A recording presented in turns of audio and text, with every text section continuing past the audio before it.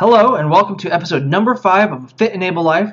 Really glad you're here. We have a really great set of guests today. We got Bruce Ham and Susan Pettengill of the Carey Family YMCA, or now the YMCA of the Triangle. Their roles have grown over the years.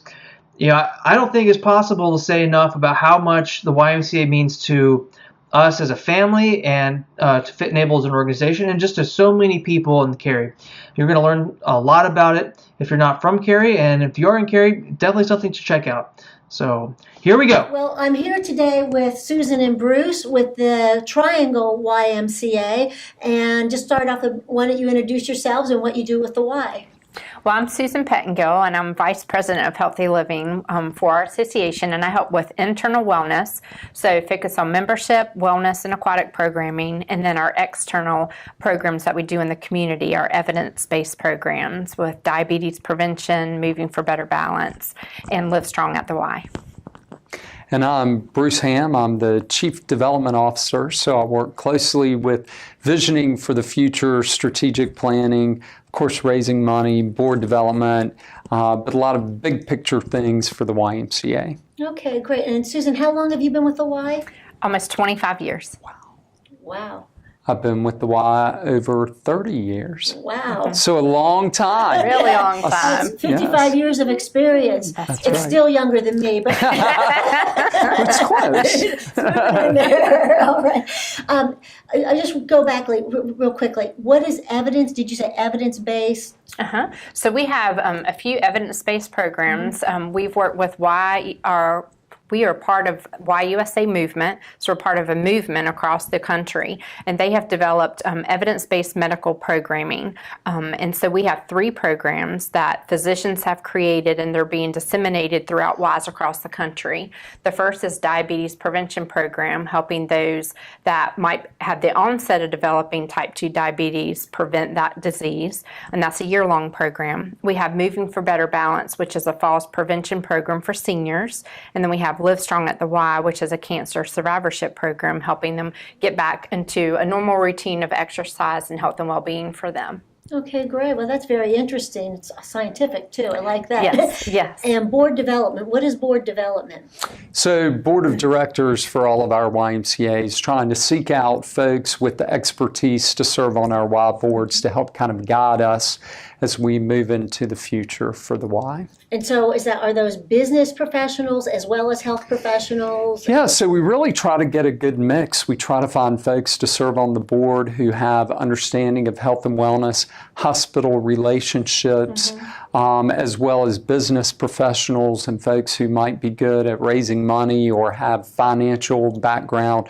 So varied interest on the board and various levels of expertise. Right. So, well, before I launch into my normal questions, I know right now that the YMCA is in the We Build People mode. right. Which is started about a month ago, I believe. Or Yep, it's about a 6-week program for us each year. Right, and that has been tremendously successful for the Y. And one of the Right. things I really like about the We Build People is that people at every level can contribute to that and what that contributes to the community. So Right. a lot of times with campaigns, development campaigns, most people think you have to be wealthy to give. Right. But what you do is you give the opportunity for everybody to give $1, $10, $100, $1,000, and be a part of the We Build People process, Yeah. which is exciting. Yeah. Because everybody then plays a part in that process. Yeah, we have 14,000 donors that give anywhere from $1 to $200,000. Wow.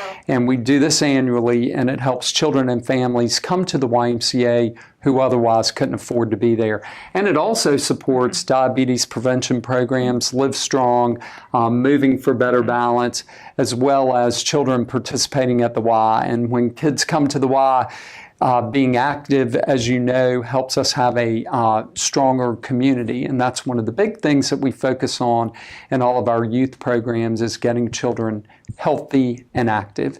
And we want to be able to do that for folks who can afford to come to the Y, as well as folks who can't afford to come to the Y. Right. Well, and the program has been really successful. About how many people are you able to serve? I know at varying levels because Right. people are going to different programs, but at varying levels, about how many people are you serving with that money? Yeah, about 14,000 people will come to the Y this year on some form of financial assistance. That's a small Some will town. come, that's right. Some will come free and some will come with a reduced rate depending on what their income is. So Well, that is significant. Yeah. And Fit and Able has supported us for years, and we really appreciate that. Well, that's been an easy choice for us, so that we love being a part of the process.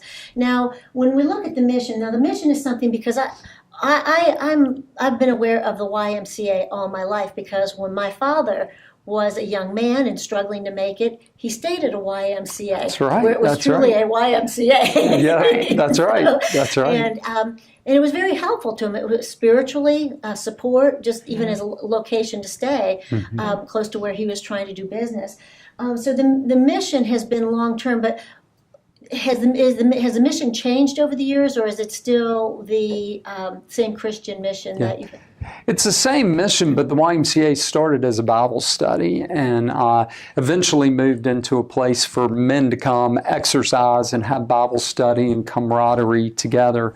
It was really probably in the 70s that group fitness took hold, group fitness classes, aerobics and step aerobics and those sorts of things. And that's really when we began to kind of shift and begin to serve really significantly women and children at the YMCA through health and wellness programs and eventually youth programs, and camping has been a part of our history. But the mission of the YMCA to grow people in spirit, mind, and body has been consistent from the get-go. Right. Well, that's really interesting because it sort of matches up with the psychobiosocial model of psychological health too. Right, right, That's right. So when you reach now, because we're with Fit and Able, and we believe in all those components of health, especially in family. Can you tell me something about the family programming you have here? Because that's one of the things that people first notice, really, when they walk in, that people are coming in with their young children, their teenage children. People that I work with here just had developed great relationships through the Y with their children, middle school and teenage children. What kind of programming that you do that helps nurture those kind of relationships during typically troubled years with families?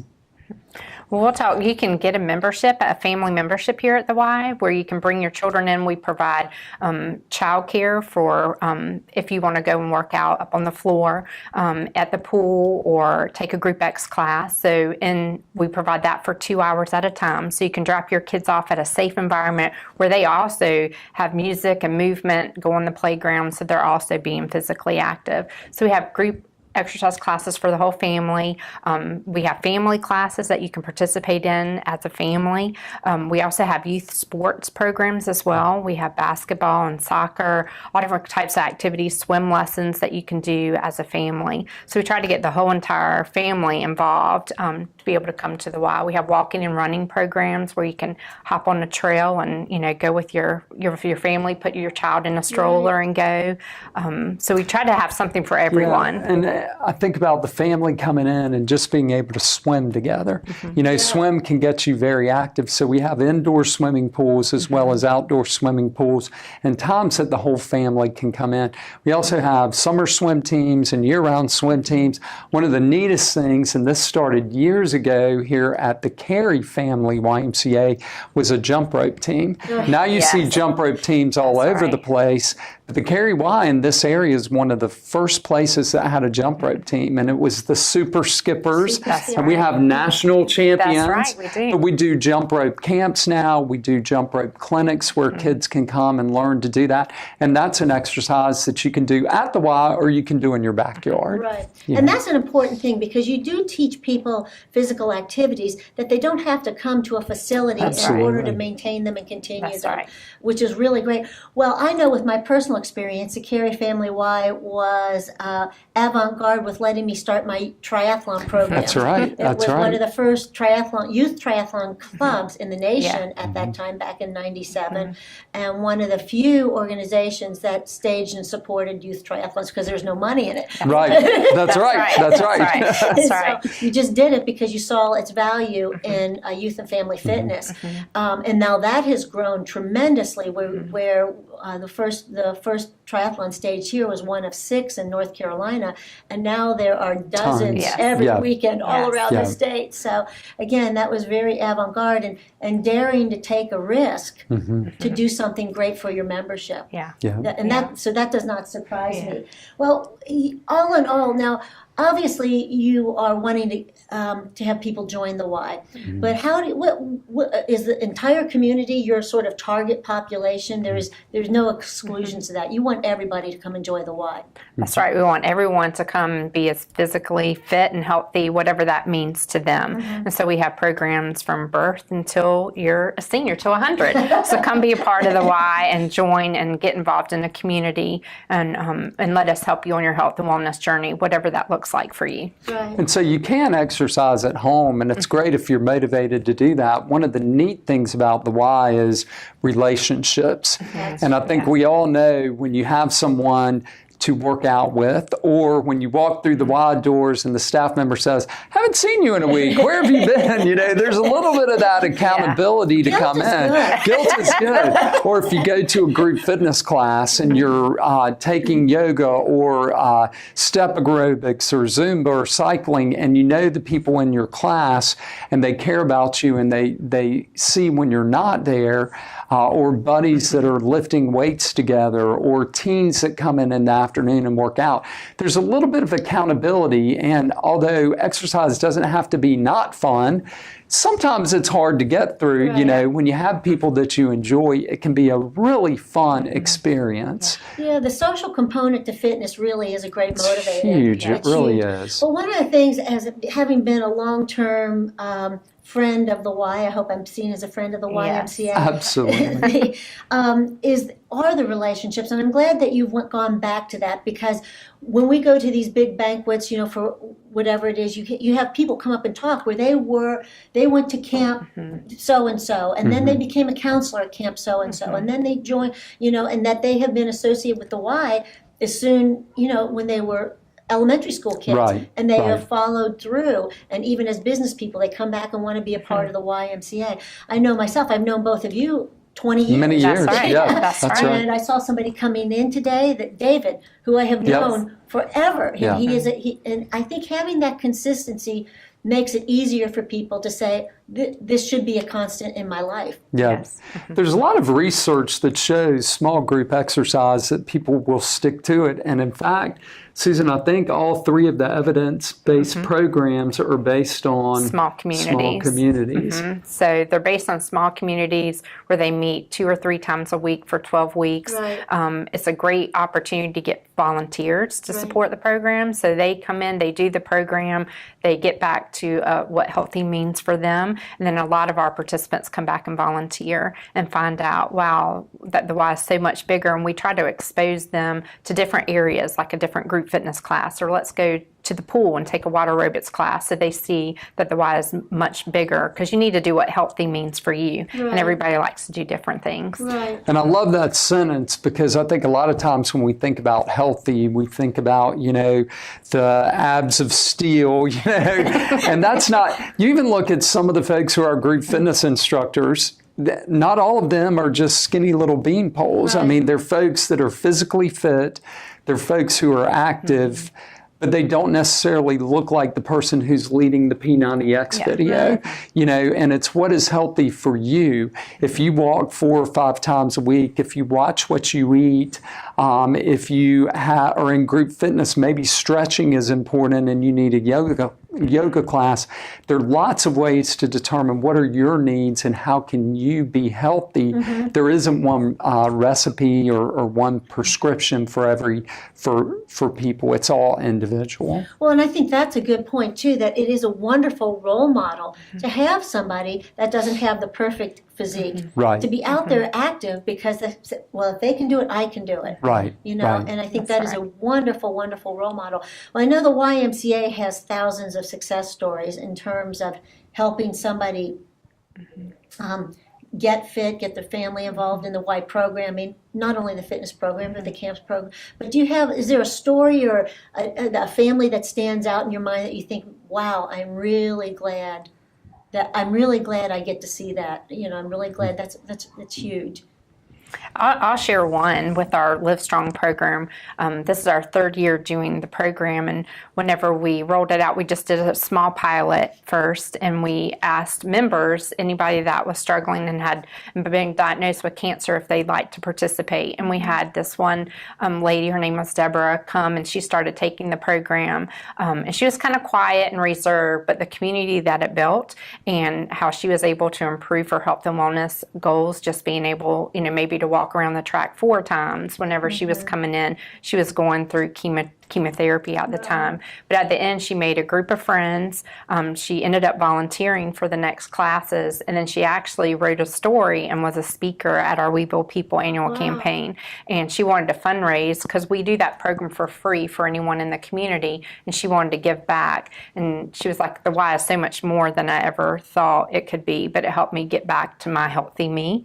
And so I just love her story, and that she was willing after participating to give back to the community, give back to other people struggling with that disease. So, and you know, that's one of the tenets of Fit and Able too, and I know it's of the Y as well, that giving back feels good. It does. I mean, giving something, helping other people feels great, and it's enormously helpful to your health. yes. It's enormous. Well, we always ask the question, you know, what is your definition of Fit and Able? What does Fit and Able mean to you? Susan. I'll say being fit and able to me, that being healthy is a journey. So for me, it's a journey and it never ends. So I want to have balance in exercise. I want to make sure I exercise. And exercise for me, what I love to do is I do love to run and I love to lift weights. So those two things I've loved. And so I try to make time in my day to do those things. I also try to eat healthy and take advantage of nutrition lectures, healthy eating, opportunities within the Y. Cooking Matters Interfaith Food Shuttle, we've done a lot of partnerships with them, and I've learned a lot. They do a lot of cooking classes, so that's helped me to be healthy. But I also want to live a balanced life, and so my work-life balance is also, you don't want your work to be everything, or your family or your friends. So it's really trying to have a balanced life where I'm involved in community, my church, my family, friends, and my job are real important to me. Well, that's very cool. All right, Susan's good at all that. I too enjoy exercising. I don't know if I enjoy it as much as I feel guilty if I don't do it, and I feel better when I do it. I feel much better when I do it. But I think, like Susan said, the Y focuses on spirit, mind, and body. And I think when all of those feel in balance for me, I feel better not only physically, but emotionally. And so to me, if I can keep my spiritual health, my physical health, and my mind all in balance and all growing, then I feel good. It's a challenge because your physical well-being, like Susan said, it is ongoing. Right. So I can jog and jog and jog, and unlike, my Saturday to-do list, when I cross it off and I'm done, I get through jogging and I can right back on there, jog again tomorrow. It never stops. And so I think that that's one of the challenges, but it's one of the neat things about your health is that it's ongoing. Right. And it's something that you constantly are able to kind of develop and grow and find new interests. And it's a neat thing. Well, I think it's also neat that you're able to teach people through example and through the programs that people are in control of their health. Absolutely. To some degree. Yeah. Genetics takes care of some, or hereditary, that that you can either even usurp that sometimes Yes. too. Has there ever been a time, Bruce, that you have felt unfit and able, and how did you deal with that? Yeah, I would say for me, and we all go through certain experiences in life. I lost my wife, as you know, 5 years ago to cancer. And that was a point where, certainly I have 3 daughters and I was struggling through grief. And I could see myself, I lost a significant amount of weight during her illness. And I realized that to get back emotionally where I needed to be, it was going to take a shot in the arm from a wellness perspective, and in particular, fitness for me. There was only so much I could do emotionally to work through the grief, but exercising helped me feel better, and sleeping helped me feel better physically, which gave me the tools that I needed to push through the grief. So when I got back into an exercise routine and really worked to be active, that was something that I could do that was concrete, that I knew was helping me get better and was in my control. I didn't run a marathon, but I did begin to jog again, and I began to lift weights. And so those things helped me sleep better, helped me feel better physically, which therefore allowed me to build up the inner strength that I needed to kind of push through and begin life anew and raising my daughters. Right. So, and that's a good example to set for your daughters as well. Yeah. There's a new day. Yep. There's a new day. Yeah. Susan. Yes, I have one. So we have a collaborative partnership with Wake Med Hospital. And so we do health fairs and stuff for our members here. And it probably was about 10 years ago, 9 or 10 years ago, that they were doing a health fair, and they brought a 20-pound body fat suit that you could put on, and you would walk around the body fat suit around the track.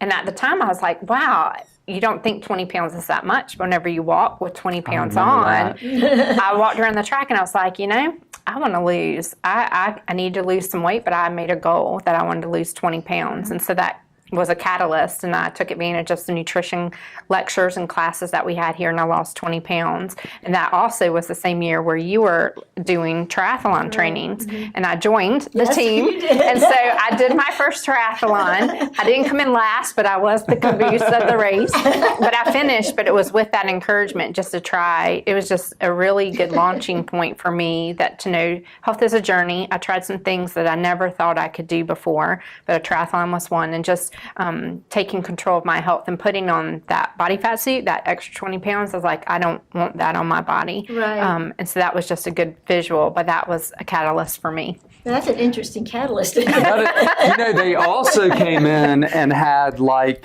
spoons of Crisco, and there'd be like 15 of them, and they were like, this is a large order of fries, and you'd be like, oh my gosh. I remember that too. That was It's interesting that it's one of the reasons we're doing video of this. People are very visual. You're absolutely right. And to see that, the spoons, I love that. But they're little changes if you can get the data. I remember going to McDonald's one time on a trip and looking.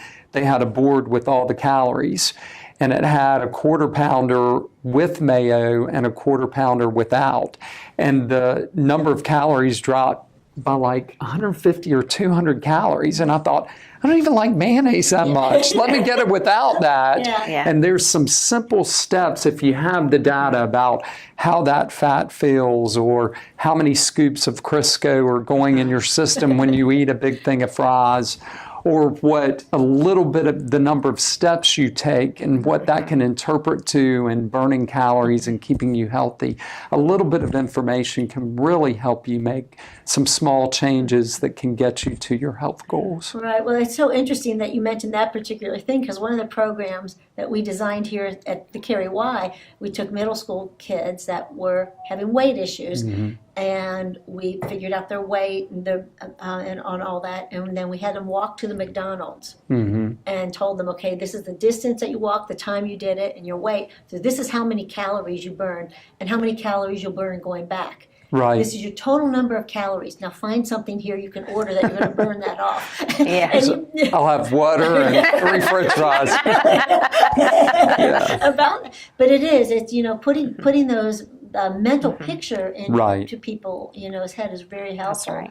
Well, in closing, first of all, thank you so much for being a Thank part of you. our initial podcast. It's really, the YMCA has just been such an asset to everybody that comes in contact. Well, and we appreciate all Yes. that you've done, because really your work early on has pushed us in some really unique ways throughout the years to serve children differently from a health and wellness perspective, and the whole family. So we're appreciative of that. Yes. Well, I was at a health fair last week, and one of who is now a high school senior, Huh. that went through the YMCA. We had a picture of the YMCA camps up there, and Right. he looked at it and he said, "That's me." That's awesome. Great. That's It's neat. great. And I That's said, neat. "Well, you still go to the Y?" "Oh, yeah, now I go lift weights." Yeah, that's right. So, That's cool. So that you're making a long-term impact on people's lives, and that changes lives. I mean, you make a lot people's hard. world better. So thank you so much, and we'll Thank you. see you Yes. around. Thank All you so right. much, Elisa. Take care. Thank you for listening to another interview on A Fit Enable Life. The YMCA, as I said earlier, has been such a great organization to so many people, and it really is due to their mission of creating health and wellness with mind, body, and the spiritual needs of the people and the lives that they touch. When you have all of those in balance, when all of those are being looked after and cared for, it's amazing what people are able to do with their lives. And that's a big takeaway that I hope you all think about and take to heart when you're trying to think about what you need to do in your life to make it better or healthier. Again, there's a free ebook, 101 Healthy Living Tips, below the video, or the link if you're not watching on YouTube. You can listen to our podcast on iTunes and subscribe there. And if you like what we do, please leave a review. We definitely appreciate it if you share this with your friends and family. It's nothing better than a good friend sharing ways to help and improve other people's lives. So again, thank you for listening, and we look forward to seeing you next week.